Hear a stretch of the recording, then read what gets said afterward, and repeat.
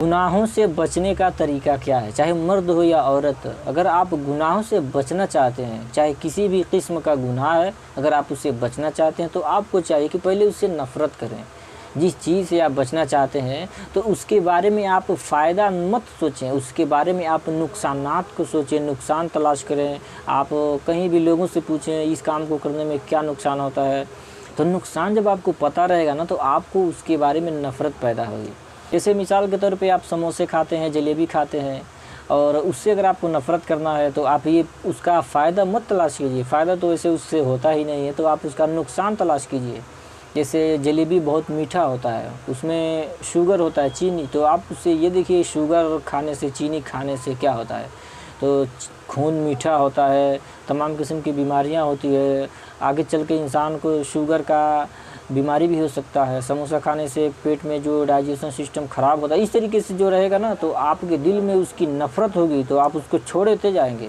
इसी तरीके से गुनाह का ले लीजिए, जैसे मिसाल के तौर पे हमारे कौम के जो नौजवान हैं, ज़िना का जिसको लत लग गई, अगर आप उसको छुड़ाना चाहते हैं तो आप उसका नुकसानात तलाश कीजिए, क्या नुकसान है।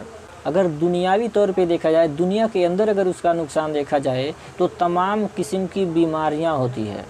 जैसे जिस्म जो है कमज़ोर हो जाता है, अगर ज़्यादा अगर आदमी गुनाह करेगा, ज़्यादा आदमी अगर ज़िना करेगा, चाहे मास्टरबेट करे चाहे ज़िना करे, तो इंसान का जिस्म का जो मनी है बाहर निकलता जाएगा। जिस तरीके से चिराग जलता है जब तक उसमें तेल रहता है, तेल ख़त्म चिराग ख़त्म, ठीक इसी तरीके से इंसान के अंदर का जो मनी है तेल के मानिंद है, मनी ख़त्म, इंसान चिराग ख़त्म, यानी इंसान धीरे धीरे कमज़ोर होना शुरू हो जाता है, सर में चिड़चिड़ापन, तमाम किस्म की बीमारियों का अंदेशा, ये दुनियावी नुकसानात है। और जैसे औलाद का न होने का डर रहता है और तमाम किस्म की बीमारियाँ रहती है, इसमें एड्स की और तमाम किस्म की बीमारियों का अंदेशा रहता है। तो ये दुनियावी नुकसानात है। और आखिरत का नुकसान तो सबसे बड़ा जहन्नम का कहीं फ़ैसला ना हो जाए। वैसे तो अल्लाह गफ़ूरुर रहीम है। मैं आपसे कहता हूँ कि अगर कोई भी गुनाह आप करते हैं, किसी भी चीज़ की आदत को छुड़ाना है तो आप तौबा कीजिए, अल्लाह से माफ़ी मांगिए, तौबा कीजिए अल्लाह के हुज़ूर, अल्लाह माफ़ कर देगा। क्योंकि अल्लाह तबारक व तआला कुरान मुक़द्दस में पहले पारे में सूरह फातिहा में इरशाद फरमाता है, अल्हम्दुलिल्लाह रब्बिल आलमीन अर्रहमानिर रहीम। अल्लाह बख्शने वाला मेहरबान है, वो तो बख्शने वाला है। तो आप तौबा कीजिए, माफ़ी मांगिए।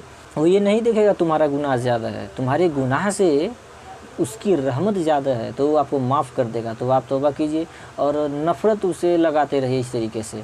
और अगर आप मर्द हैं, गुनाहों के दलदल में आप धीरे धीरे फंसते चले जा रहे हैं तो आप परहेज़गारी बनिए, अल्लाह का खौफ, दीन इस्लाम का फ़िक्र कीजिए, अल्लाह का डर अपने दिल में बिठाइए, आप अल्लाह का ज़िक्र कीजिए, क्योंकि अल्लाह का ज़िक्र से दिलों को सुकून मिलता है, ये कुरान मुक़द्दस में लिखा हुआ है। वैसे अगर आप ज़िना का आदी हैं, आप इसके दलदल में फंस गए हैं, तो आपको क्या करना है कि आपको औरतों को नहीं देखना है, लड़कियों को नहीं देखना है, मोबाइल का कम इस्तेमाल करना है। और अगर आपको झूठ की आदत लग गई है, आप बहुत झूठ बोलते हैं, तो आप झूठ का नुकसानात देखना है। दुनियावी भी नुकसान देखिए और आखिरत का भी नुकसान देखिए। दुनिया में क्या नुकसान होगा, आखिरत में क्या नुकसान होगा। मिसाल के तौर पे मुझे मिला है 5000 पैसा, काम किया हूँ, मेरा टोटल हिसाब 5000 हुआ है। मैं अपने घर वालों को, अपने दोस्तों को, अपने बच्चों को बता रहा हूँ, मेरा तो 10,000 का हिसाब हुआ है। तो 10,000 का हिसाब मैंने बच्चों से बता दिया, मेरे पास है 5,000। तो 5,000 तो मैंने झूठ बोल दिया है। तो आने वाले टाइम में इसका खुलासा होगा, जब खुलासा होगा बच्चों को लगेगा, तो बच्चों को बाप पर से विश्वास ख़त्म हो जाएगा, बहन को अपने भाई पर से विश्वास ख़त्म हो जाएगा, माँ को अपने बेटे पर से विश्वास ख़त्म हो जाएगा, बाप को अपने बेटे पर से विश्वास ख़त्म हो जाएगा। ये दुनियावी नुकसानात हैं। कहीं भी अगर आप ऐसे झूठ बोलेंगे तो आप लोगों के सामने ज़लील होंगे, ख्वार होंगे, रुसवा होंगे, आपका विश्वास नहीं रहेगा। अगर कहीं ज़रूरत पड़ने पर भी अगर आप सच बोलेंगे तो भी लोग आपकी बातों पर यकीन नहीं करेंगे। ये तो दुनियावी नुकसान हो गया। अगर आप कहीं फंसे हैं, लोगों से इस तरीके से झूठ मूठ की बातें करते हैं, कोई बोल रहा है फ़ोन करके भाई कहाँ पे हो, तुमसे मिलना है, आप हो घर पे, कह रहे हो मैं तो चौराहे पे हूँ, इस तरीके से आप झूठ बोलते रहोगे तो कई बार ऐसा फंस जाओगे आप ना। फ़ोन करोगे तो कोई आएगा नहीं, कह अरे झूठ बोलता है, कहीं मजाक कर रहा होगा। और दुनियावी नुकसानात क्या है कि झूठ बोलने से मुंह से कैसी बदबू निकलती है, जो फरिश्ते ही सिर्फ सूंघते हैं, फरिश्ते मीलों दूर भाग जाते हैं और आखिरत में गुनाह होता है, आखिरत में तमाम किस्म की बर्बादियाँ होगी। जो झूठ बोलता है, गुनाह करता है, उसका सज़ा, उसका अंजाम तो हर किसी को पता रहता है झूठ बोलने का। इसी तरीके से चुगली करने का आ गया, चुगली करने की आदत है, इनकी बातें वहाँ लगाना, वहाँ की बातें यहाँ लगाना, उनकी बुराई करना। तो मान लीजिए अगर आप किसी की बुराई कर रहे हैं तो पता तो चलेगा, सच एक दिन सामने आता है। जैसे झूठ बोलोगे एक दिन सच सामने आएगा, तो किसी की बुराई आप करोगे तो भी सच सामने आएगा। तो मान लीजिए अगर सच सामने आएगा, उससे आपका दोस्ती है तो दोस्ती टूट जाएगा, उससे आपका बात बनता था अगर पता चल गया तो भी दोस्ती टूट जाएगा।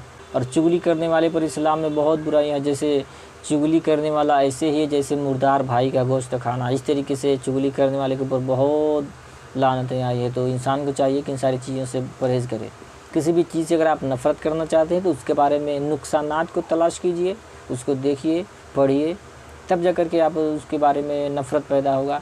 और अल्लाह को कसरत से याद कीजिए, अल्लाह और उसके रसूल को याद कीजिए, उसका खौफ अपने दिल में बिठाइए। और एक बात आप ध्यान में रखिए, इंसान मिट्टी का एक पुतला है, फिर मिट्टी में मिल जाएगा, तो घमंड किस बात का।